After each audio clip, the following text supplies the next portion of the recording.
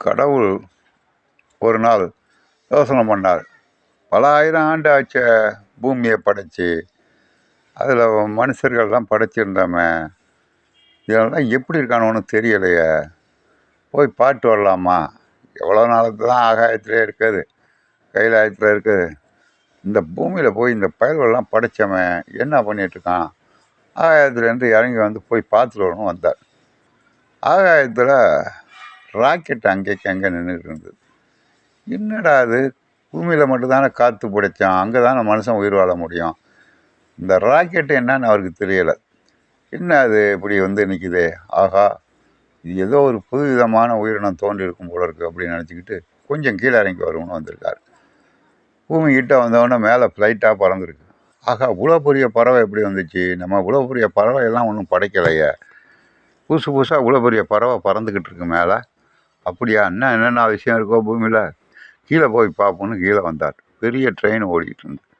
ஆஹா இவ்வளோ பெரிய புழுவை நம்ம படைச்சது இல்லையே, மண்புழு பாம்பு இதையெல்லாம் தானே படைத்தோம், இப்படி இவ்வளோ பெரிய புழுவை யார் படைச்சிருப்பா, அவருக்கு கண்ணு புழுவாக தெரிஞ்சுது ட்ரெயின் ஓடுறது. சரி இன்னும் கொஞ்சம் கீழே போய் பார்ப்போம் தர ஓரமானா காரு பஸ் எல்லாம் பார்த்தார்.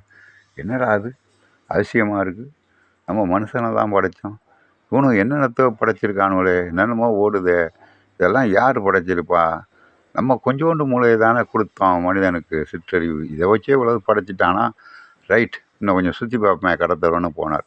பெரிய ஒயின் ஷாப்புக்கிட்ட போனார். ஒரே கூட்டம் அடித்தடி. என்னடா அது இவ்வளோ கூட்டமாக இருக்குங்க, என்ன விற்கிறாங்க, பாட்டில் பாட்டிலாம் வாங்கிட்டு போகிறாங்களே, என்னவா இருக்கும். இவர் வந்தவர் நேராக சிவபெருமான் வேஸ்ட்டே வந்துட்டார். தலையில் நிலா, கழுத்தில் பாம்பு, உத்ராட்ச கொட்டை, புலித்தோல்னு வந்துட்டார். கிட்ட போனோன்னா அவன் நவர்ந்து நின்றுட்டான். என்னடா அது ஒரிஜினல் பாம்பாக இருக்கு, என்னடா அது இவர் யாரா நீ அப்படின்னு கேட்டுருக்கானு.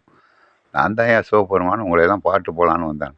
அப்படியா நீ கடவுளா, எதுக்கு ஒயின் ஷாப்புக்கு வந்தா அப்படின்னா ஒரு கோட்டரை கொடின்ட்டான். ஆளுக்கு ஏன் கோட்டரை கொடின்னு எல்லாரும் கோட்டரை கலந்து சிவபெருமானுக்கு ஊற்றி விட்டானு.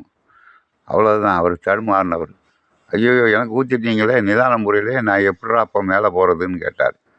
எப்படி மேலே போகிறதா, நீ எங்கேருந்து வந்த, அது தெரியாமல் இங்கே எதுக்கு இங்கே வந்தேன்னா, நான் ஆகாயத்துலேருந்து வரேன்டா, நான் தாண்டா சிவபெருமான் உங்களை எல்லாம் படைச்சவன் காத்தவன். அப்படியா நீ இங்கே இருக்கக்கூடாது, நீ இருக்க வேண்டிய இடமே வேறையா, எறா கத்தியானாலும் கழுத்தில் போட்டானும், அவ்வளோதான். செத்து விட்டார் சிவபெருமான். அதோடு திருப்பி போயிட்டார், ஆத்மாவாக மாறி பிறகு ஆகாயத்துக்கு போயிட்டார். இது ஒரு கதையில் படித்தேன், இந்த மாதிரியும் கதை எழுதுகிறாங்களா, கிடைக்காதுல்ல. நன்றி மாணவர்களே, நன்றி. சில என்டர்டைன்மெண்ட்ஸ்க்காக இந்த மாதிரி வீடியோ போடுறது, பொழுதனைக்கும் பாடத்தையே படிச்சுட்டு இருந்தால் போர் அடிக்கும். நன்றி மாணவர்களே, மீண்டும் அடுத்த வீடியோவில் பார்க்கலாம்.